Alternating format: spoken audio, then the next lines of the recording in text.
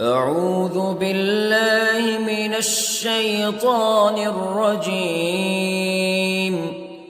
بسم الله الرحمن الرحيم. الرحمن علم القرآن خلق الإنسان علمه البيان. الشمس والقمر بحسبان والنجم والشجر يسجدان والسماء رفعها ووضع الميزان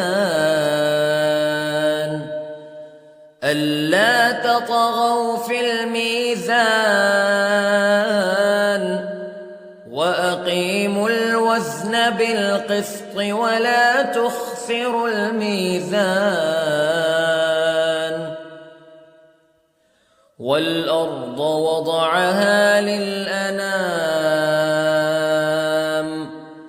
فيها فاكهة والنخل ذات الأكمام والحب ذو العصف والريحان فبأي آلاء ربكما تكذبان. خلق الإنسان من صلصال كالفخار وخلق الجان من مارج من نار فبأي آلاء ربكما تكذبان. رب المشرقين ورب المغربين فبأي آلاء ربكما تكذبان. مرج البحرين يلتقيان بينهما برزخ لا يبغيان فبأي آلاء ربكما تكذبان. يخرج منهما اللؤلؤ والمرجان فبأي آلاء ربكما تكذبان. وله الجوار المنشآت في البحر كالأعلام فبأي آلاء ربكما تكذبان. كل من عليها فان ويبقى وجه ربك ذو الجلال والإكرام فبأي آلاء ربكما تكذبان. يسأله من في السماوات والأرض كل يوم هو في شأن فبأي آلاء ربكما تكذبان. سنفرغ لكم أيها الثقلان فبأي آلاء ربكما تكذبان.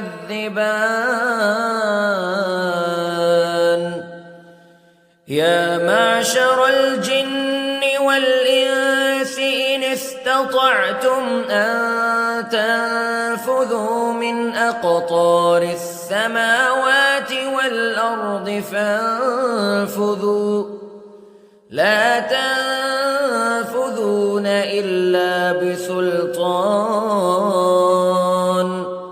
فبأي آلاء ربكما تكذبان يرسل عليكما شواظ من نار ونحاس فلا تنتصران فبأي آلاء ربكما تكذبان فإذا انشقت السماء فكانت وردة كالدهان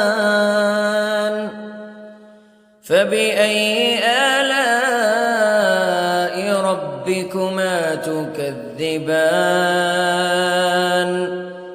فيومئذ لا يسأل عن ذنبه إنس ولا جان فبأي آلاء ربكما تكذبان يعرف المجرمون بسيماهم فيؤخذ بالنواصي والأقدام فبأي آلاء ربكما تكذبان هذه جهنم التي يكذب بها المجرمون يطوفون بينها وبين حميم آن فبأي آلاء ربكما تكذبان ولمن خاف مقام ربه جنتان فبأي آلاء ربكما تكذبان ذواتا أفنان فبأي آلاء ربكما تكذبان فيهما عينان تجريان فبأي آلاء ربكما تكذبان فيهما من كل فاكهة زوجان فبأي آلاء ربكما تكذبان متكئين على فرش بطائنها من استبرق وجنى الجنتين دان فبأي آلاء ربكما تكذبان فيهن قاصرات الطرف لم يطمثهن إنس قبلهم ولا جان فبأي آلاء ربكما تكذبان كأنهن الياقوت والمرجان فبأي آلاء ربكما تكذبان هل جزاء الإحسان إلا الإحسان فبأي آلاء ربكما تكذبان ومن دونهما جنتان فبأي آلاء ربكما تكذبان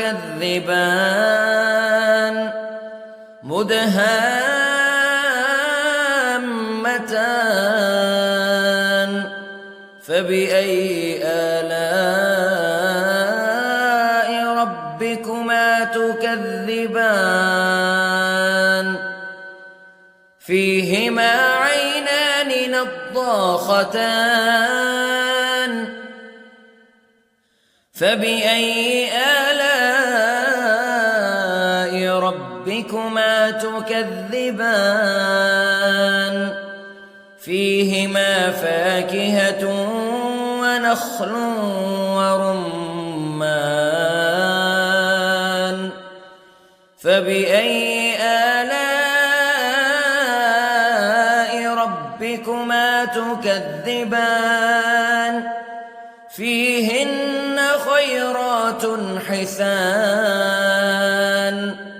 فبأي آلاء ربكما تكذبان حور مقصورات في الخيام فبأي آلاء ربكما تكذبان لم يطمثهن إنس قبلهم ولا جان فبأي آلاء ربكما تكذبان